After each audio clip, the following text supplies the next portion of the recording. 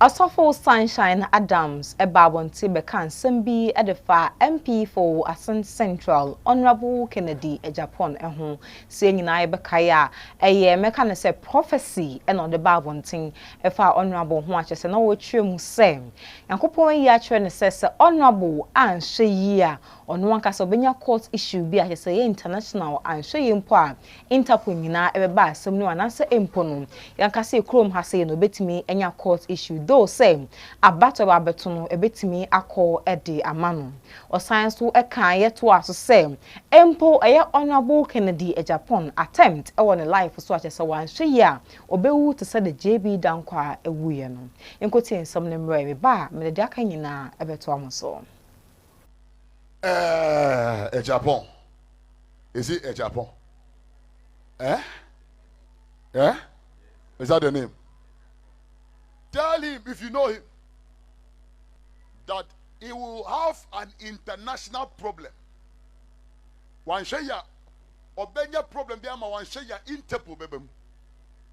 Ama emi am hiti and say, even though the election may go well with him, but in the course of the election, you find himself hot with either international court or certain court issues in this country that he has to battle with.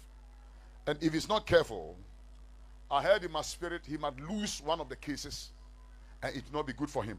There is also going to be a death attempt, like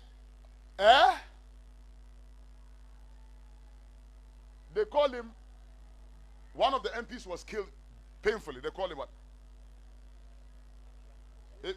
Yes. JB Dankwa's kind of death. But he is meant to be on the road or at the entrance of his place. So whatever he does, I'm praying for this man because he's one of the men I like in this country. I don't know if you know that.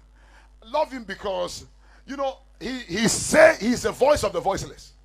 He says things as they are. I like it. And I pray that God will preserve his life.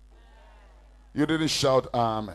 Abusiafo na chese nsem we sei na Osofo Sunshine eba ebekaye na eno achi no honorable so bae ebe reply me gidi say dodo na ekaye nsem we sei bi mo so enheda enkae ntina me di ntwemu ni nyina so ebomo no na honorable ete sa nsem yiwe no no de obeka anse be mpo no enye prophecy na eye prediction bi na sofo no predict nemom no o ka twa ne say enko ankosi say 1st of January 2021 se bibia nye no gusu ase asembia ento no dia ene osofo yi one no bechia yam ankasa na empo no ono wose wonsuro hwe all die be die omom wu ikoye no omom maaye empo se ono ankasa ma mekora wu ye ikoye no wa ma yenkotie ne nsam na ne ba ensam yi ade nsam aba ankasa you see osofo be the sunshine sunshine yeah something me share no me hwe matoro challenge ono so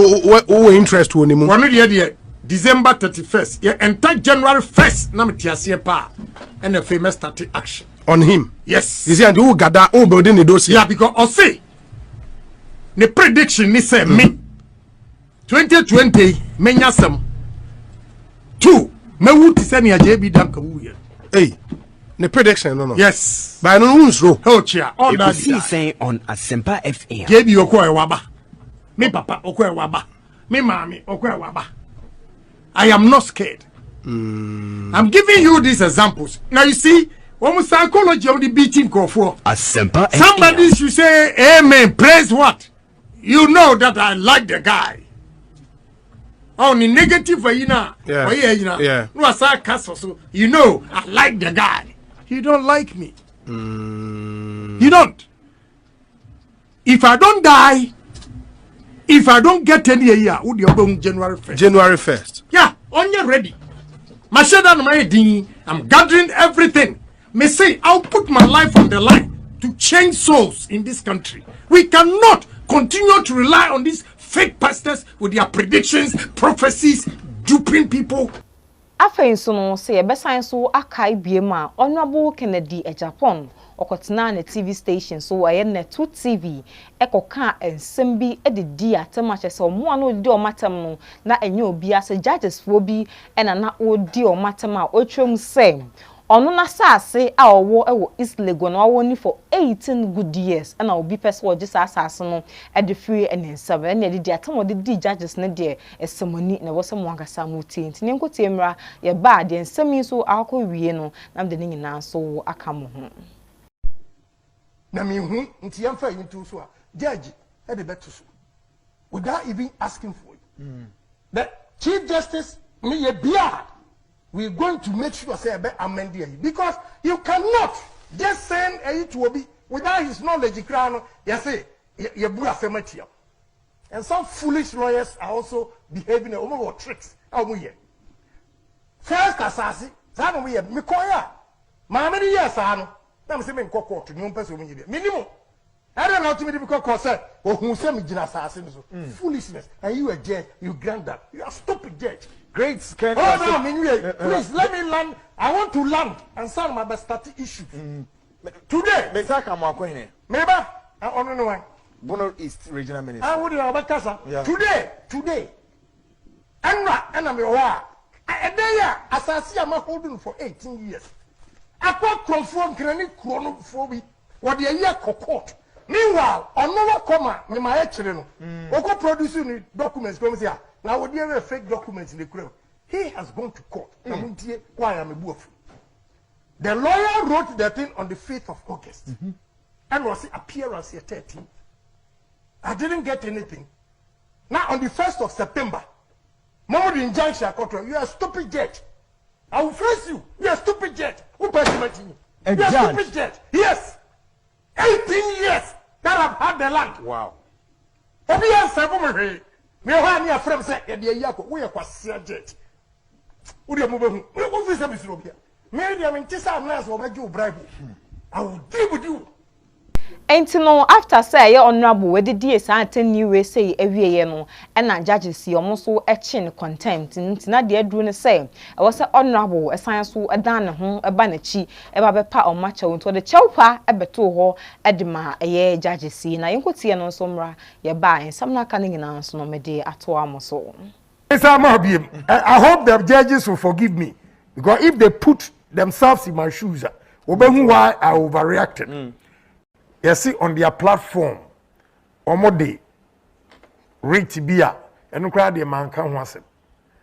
And to say judge, me judge in Craminimo. Judge will be a make a Craminimo beer. In the personally, I was just attacking the substantive basis, a wrong procedure.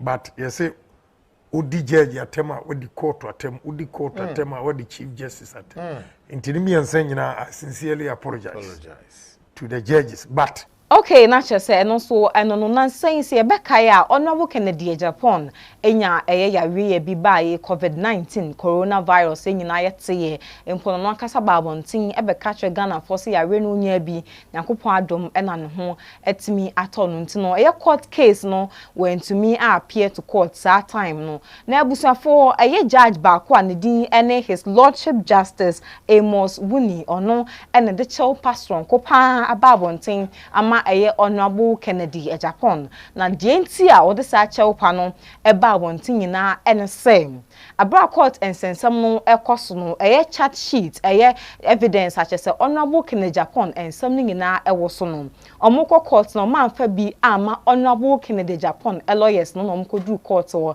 entinka ne papa mu ani kwan sen ke bia sa court case nde no ani kwan sen ke ekoso wo sen komutimi agani case no to bia adafoforo ens no omukọ so eto aso de case no ehye so na no na chese ama his lordship justice de chewpa babeto ho ama Honorable Kennedy Agyapong na bromoto a case no so no evidence ba komodo koye etia Honorable Kennedy Agyapong na Honorable Kennedy Agyapong lawyers entia senyina ene same evidence ba ko na video bia Honorable Kennedy Agyapong omko fa free YouTube na chese Honorable Kennedy Agyapong lawyers atwam say sa video no omkofa fi YouTube no enye original video eno no to omuntimi emfanya ade emfentia Honorable Kennedy Agyapong and afen so ensam no entoaso no Honorable Kennedy Agyapong lawyers say case na nkasa no mafali to Apex court te also mutimi twan mo the response eba asa no matimi atoaso edi asem no so no judges no